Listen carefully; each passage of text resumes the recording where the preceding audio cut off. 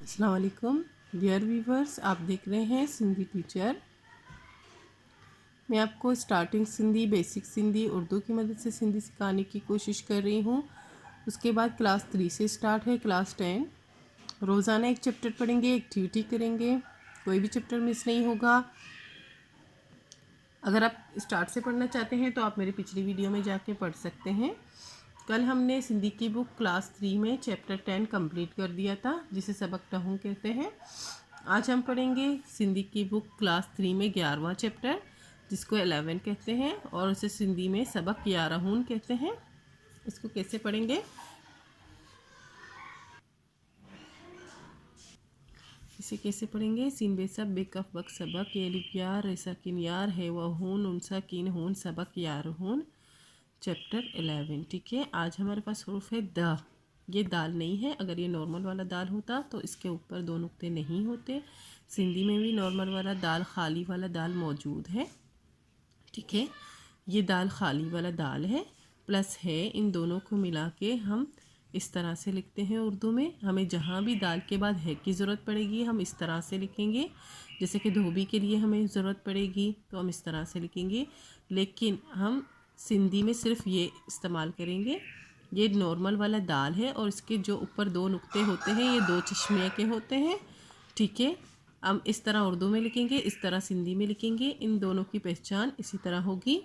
मतलब जहाँ भी आप देखें दाल के ऊपर दो नुक्ते हैं, आप समझ जाइए कि इसमें है मौजूद है और ये दाल नहीं है, इसको दाल पढ़ेंगे। ठीक है, आप इस तरह से पढ़ेंगे तो ये अदा हो जाएगा, या आप इस तरह से भी THE दा पढ़ेंगे तो ये अदा हो जाएगा। ठीक है, आइए कुछ पढ़ते हैं। है ये ई हमसे पेश ओ ई हो धवा दो बे ये बी धोबी अलिमद आ है ये ही आही ई हो धोबी आही।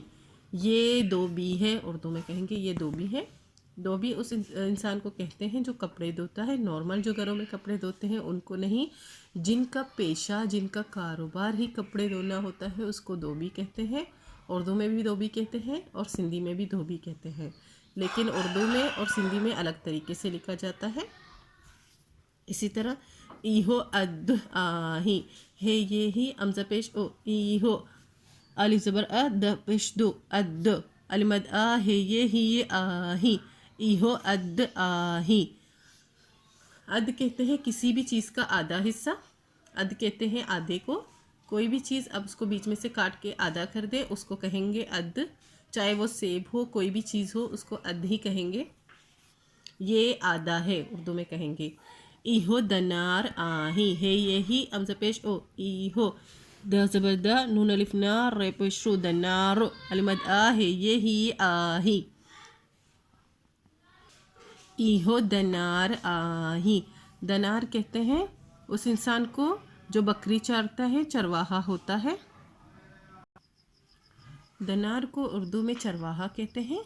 एक बंदा जो बहुत सारे बकरियों को, भेड़ को, एक साथ माल मवेशियों को बाहर लेके जाता है घुमाने, उसको चरवाहा कहते हैं। उसको सिंधी में दनार कहते हैं। कुछ एक्टिविटी करेंगे। इस तरफ जो लिखे हुए हैं सिंधी के अल्फाज हैं और इनके उर्दू के मायने हैं। धोबी का मतलब धोबी ही होता है, लेकिन आप देख रहे हैं कि धोबी और धोबी में लिखने की शक्ल चेंज हो गई है।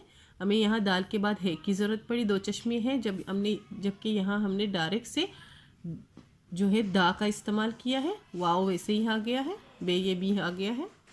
इस तरह अद का मतलब होता है हादा, किसी भी चीज़ का हादा या हाफ हिस्सा जो कहते हैं वो। दनार कहते हैं चरवाहा, मवेशी संभालने वाला शख्स। ठीक है, उम्मीद है आप यहाँ तक समझ गए होंगे। नेक्स्ट वीडियो में नेक्स्ट चैप्टर पढ़ेंगे। अल्लाह हाफिज़।